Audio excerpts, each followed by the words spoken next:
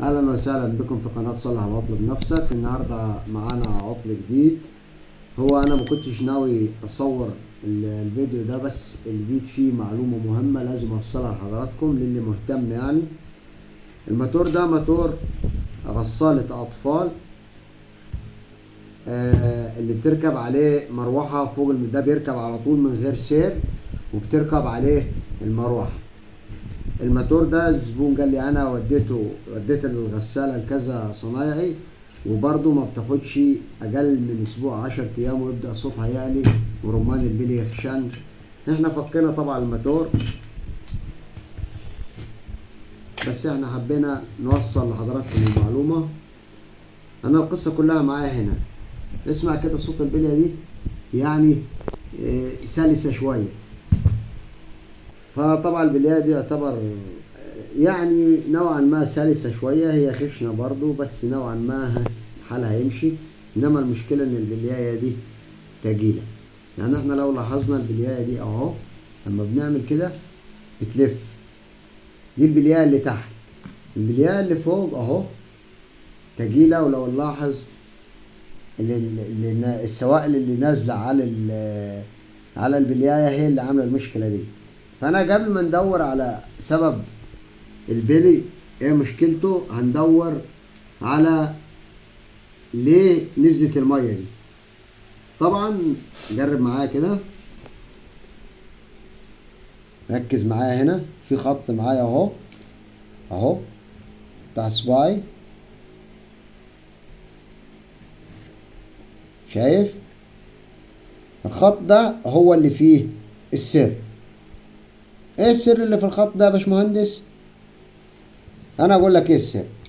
في حاجة معايا اسمها اونسيد، دي بتركب في المروحة، بتوصل معايا اهو بالطريقة دي، بنزق كده بتوصل معايا لغاية هنا، وبعد كده دي عشان المية ما تنزلش على الموتور تحت. هتقولي طب كده في مشكلة في الاونسيد. لا، مهما غيرت، حتى لو غيرت الاونسيد جديد، لان هنا في حفر مكان الاونسيد. طيب يعني كده انا الموتور هرميه؟ لا مش هرميه، انا طالع النهارده مخصوص عشان نقول لك ما ترموهوش. طيب هنعمل ايه؟ وخاصة ان الموتور ده بيجي سعره شديد شوية. فانا اللي هعمله ان انا هناخد المبينة زي ما هي كده اهو، هنخلع منها البلياية دي، وهنروح عند حد بتاع الحام نحاس، وهنزود الجزء دوت اللي هو متاكل اللي فيه التآكل، هنزوده نحاس. بعد كده هنرجع بيه على المخرطة، هنخرط الكلام ده هو تاني على الوش، وايه نرجع نركب تاني. فهنعمل الكلام ده وهنوريه ليكو، وبعد كده احنا نرجع نركب مع بعضينا تاني واحدة واحدة. خليكم معايا، ورجعنا لكم تاني عشان نكمل الفيديو بتاع غسالة الأطفال. طبعا المبينة جرب كده هنا بالكاميرا. طبعا المبينة لو تتذكر معايا كان في خط تآكل هنا، زي ما قلت لحضرتك احنا زودنا هنا النحاس.